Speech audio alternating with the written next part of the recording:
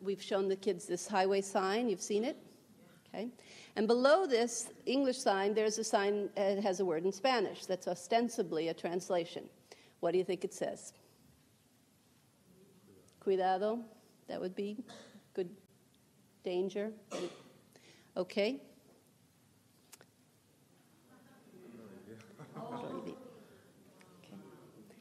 So we show this to the kids and we talk about, is this a translation?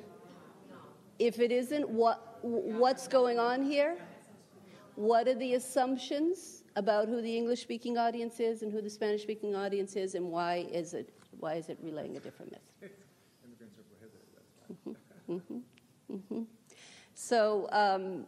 So this is our kickoff point, and then we talk to the kids about developing a persuasive writing essays, taking a stance on issues, and then writing that same argument for two different audiences. So I'll just show you one example. The kids wrote about all kinds of things: school lunches, school conditions, uniforms, immigration rights, because this was a couple of years ago at the time that Senator Sensenbrenner had authored the bill. So this boy wrote to the guy that made the bill, the anti-immigrant bill that was...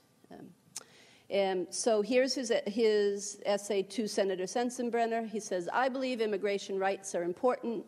One reason people should agree with me is that us immigrants give money. Without us, people will not receive money.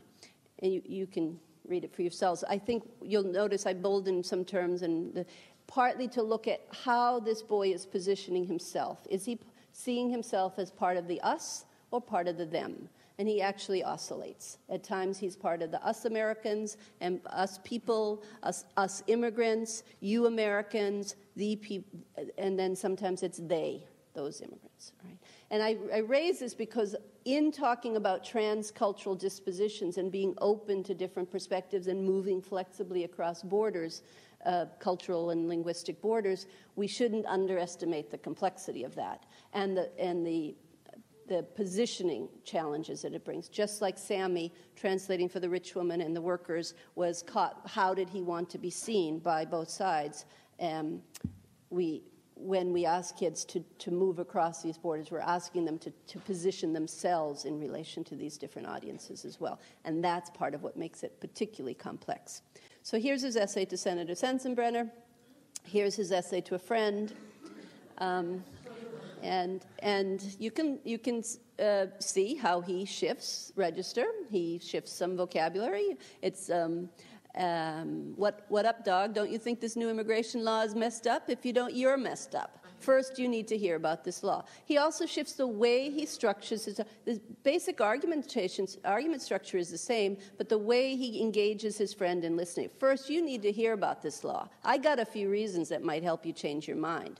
I know you might say, these immigrants are taking up our jobs. I know, but they're all doing the jobs. They're also doing all the jobs that we don't want to do. An example of a job that you lazy asses don't want to do is manual labor.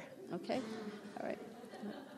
So again, we can still see how he's oscillating between where he positions himself, so we can keep remembering the complexities of this, but we can also look at how he effectively shifts this for each audience, and we can help the kids think about which is going to be more convincing to your friend, this one or this one, and which one's going to be more convincing to Senator Sensenbrenner. Okay, and so working with the kids to do this writing and then also to reflect on how they make those changes. So in a sense, what we're doing with the kids is trying to get them to see that they can do this style shifting, as Alim will talk about style shifting, or register between everyday informal language and more academic language, and they can sort of talk out of two sides of their heads, and they can take on academic language as another tool in their toolkit without giving up their other tools. But we then wanted to go beyond that, because this still dichotomizes it. It still makes it two things, informal, formal, everyday, academic, and really language is much more complex. And there's lots of ways you shift as you speak in different situations about different topics and with different people. So we wanted to get beyond that sort of Bix and Kelp, or informal, formal, or standard and non-standard, and think more complexly about language.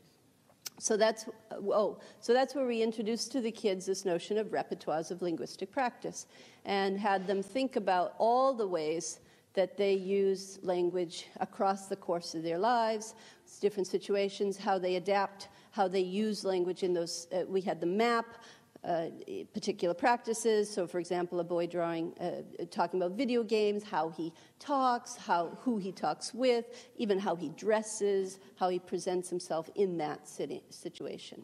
And then the kids made iMovies. So I'm going to close out of this PowerPoint for a second to show you one of the iMovies that the kids made. They took cameras home. They chose what practices they were going to film.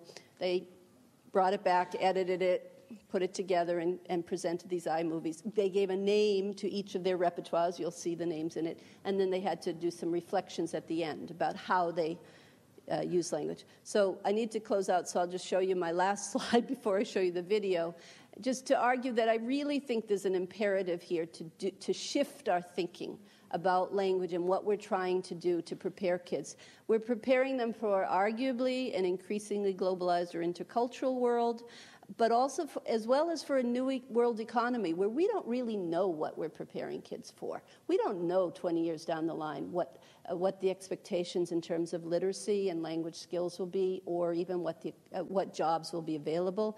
Jim G talks about the portfolio generation. This is kids may change jobs repeatedly over time.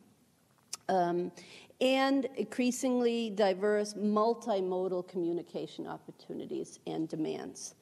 So the old ways of just straight text and one form just won't suffice. Narrow and deep skills is what we've been emphasizing. Standard English, one way.